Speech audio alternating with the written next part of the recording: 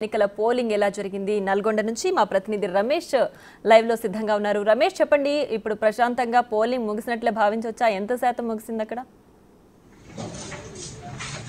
ఉమ్మడి నల్గొండ జిల్లాలో 95% పైగా కూడా పోలింగ్ ముగిసిందని చెప్పొచ్చు. చూడొచ్చు ఇప్పుడే మొత్తం కూడా బ్యాలెట్ బాక్స్ లను సీజ్ చేసి కూడా కౌంటింగ్ కేంద్రం ఏదైతే స్ట్రాంగ్ రూమ్ ఉందో అక్కడికి తీసుకెళ్తున్నటువంటి పరిస్థితి కనిపిస్తుంది. మనం ఉదయం నుంచి కూడా చూడడం జరిగింది. ఎప్పుడైతే పోలింగ్ ప్రారంభమైందో ఉదయం 8 గంటల నుంచి కూడా సాయంత్రం 4 గంటల వరకు ప్రశాంత వాతావరణంలో కూడా పోలింగ్ కొనసాగింది. అయితే టీచర్స్ ఎమ్మెల్సీ ఎన్నికలు గతంలో ఎప్పుడు కూడా ఇంత కోలాహలం కనపడలేదు. పోలింగ్ కేంద్రాల బయట కూడా చూసినట్టయితే పెద్ద ఎత్తున అన్ని సంఘాల నాయకులు కానీ కూడా ఓటర్లను అభ్యర్థిస్తూ కూడా గత కొన్ని రోజుల నుంచి కూడా చూస్తాం. ప్రచారం ఏ విధంగా ఉంది, వాళ్ళ పోలింగ్ కేంద్రాల వద్ద కూడా అదే విధంగా కొనసాగింది. అదేవిధంగా గతంలో టీచర్స్ ఎమ్మెల్సీలు అసలు ఎన్నిక జరుగుతున్నదా లేదా అన్న విధంగా ఉండేది. కానీ ఇప్పుడు అందుకు ధీటుగా కూడా, ఎందుకంటే ప్రతిష్టాత్మకంగా తీసుకున్నారు అన్ని సంఘాలు కూడా ప్రతిష్టాత్మకంగా తీసుకోవడంతో కూడా పోలింగ్ పర్సెంటేజ్ కూడా పెంచుకునేలా ముందు నుంచే కూడా వారంతా కూడా అవేర్నెస్ కల్పించడం జరిగింది. అన్ని సంఘాలు కూడా మద్దతు కూడా కొట్టుకోవడంతో టీచర్లను సంపూర్ణంగా ఇప్పుడు అందుతున్నటువంటి ప్రకారం ఎందుకంటే ఇక్కడే నల్గొండలోనే ఉన్నటువంటి రిటర్నింగ్ అధికారి ఏదైతే ఉన్నదో మొత్తం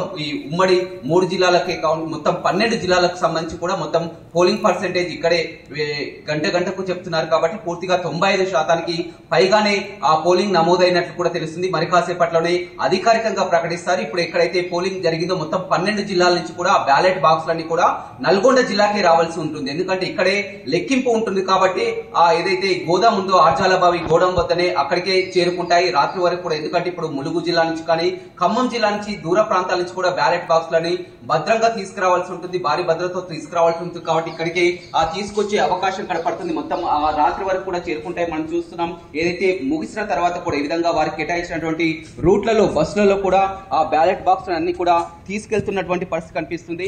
మొత్తం 12 జిల్లాలకు సంబంధించి బ్యాలెట్ బాక్స్ అన్ని కూడా నల్గొండకే చేరాల్సి ఉంటుంది. పోలింగ్ ప్రక్రియ అంతా కూడా ఒకటైతే ఇప్పుడు బ్యాలెట్ బాక్స్ అని కౌంటింగ్ కేంద్రాలకు చేరడం అనేది కూడా ఒక పెద్ద టాస్క్ అని చెప్పవచ్చు. ఎందుకంటే దూర ప్రాంతాల నుంచి కూడా రావాల్సి ఉంటుంది. మొత్తం పోలీసులంతా కూడా వారికి కేటాయించినటువంటి రూట్లలో ఈ విధంగా భద్రతను కూడా ఏర్పాటు చేసి ముందు కాన్వాయ్ పెట్టి కూడా వీరికి ఏర్పాటు చేసినటువంటి మనం రూట్ నెంబర్ 10 చూస్తున్నాం. బ్యాలెట్ బాక్స్ ని పూర్తిగా సీల్ చేసుకొని కూడా అధికారులంతా కూడా వెళ్తున్నటువంటి పరిస్థితి అయితే కనిపిస్తుందని చెప్పవచ్చు. మొత్తం వరంగల్, ఖమ్మం, నల్గొండ 3 జిల్లాలకు సంబంధించి రిటర్నింగ్ అధికారిగా జిల్లా కలెక్టర్ ఇలా త్రిపాఠి వ్యవహరిస్తున్నారు. ఎప్పటికప్పుడు మానిటరింగ్ కూడా చేసుకుంటున్నటువంటి పరిస్థితి కనిపిస్తుంది. మనం పూర్తిగా వెబ్కాస్ట్ కూడా చూడడం జరిగింది. నల్గొండ కంట్రోల్ రూమ్ లో ఏర్పాటు చేసినటువంటి 12 జిల్లాలకు సంబంధించి కూడా పూర్తిగా ఆమె మానిటరింగ్ చేసినటువంటి పరిస్థితి కనిపిస్తుంది. మనం చూస్తున్నాం పోలింగ్ సిబ్బందితో పాటు సెక్యూరిటీ కూడా, పోలీస్ సెక్యూరిటీ నడుమ కూడా బ్యాలెట్ బాక్సులు ఏదైతే ఉన్నాయో సీల్ చేసినటువంటి ఈ విధంగా బ్యాలెట్ బాక్స్ అన్ని కూడా బస్సుల్లో కేంద్రాలకు తరలిస్తున్నటువంటి పరిస్థితి కనిపిస్తుందని చెప్పవచ్చు. ఉదయం నుంచి కూడా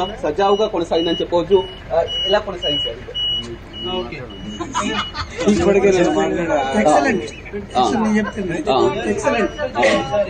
అంత ప్రశాంతంగా జరిగింది.